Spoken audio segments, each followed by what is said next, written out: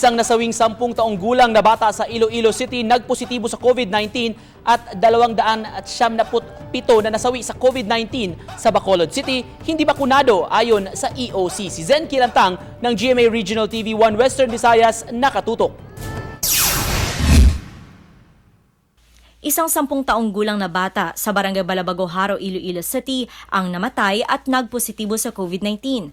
Ayon sa punong barangay, August 15 nang isinugod sa ospital ang bata matapos itong lagnatin. Ngunit kinagabihan ay binawian ito ng buhay. Isinailalim ito sa swab test at nagpositibo sa COVID-19. Dalan siya sa sumagtao, pagkadalan siya sumagtao, tambalan kung anong resulta, pagka-agato yan, wag ang binito, kung sa pamilya nga, nagpositibo ang result. Naka-quarantine ngayon ang kanyang buong pamilya at nakatakda ring isa-ilalim sa RT-PCR test. Palaisipan sa ngayon sa pamilya kung saan nakuha ng bata ang virus. Sa Bacolod City, 297 mula sa 402 total COVID-19 deaths ng lungsod ang hindi pa nabakunahan ayon sa Emergency Operations Center. Ang 100 plus gina-verify pa as sa subong kung ano ila vaccine status.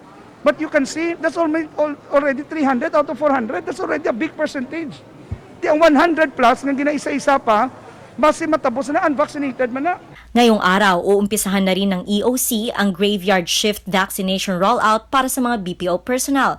Tinutukan rin nito ang dagdag na drive-thru vaccination sites. Ako si Zen Kilantang para sa GMA Regional TV.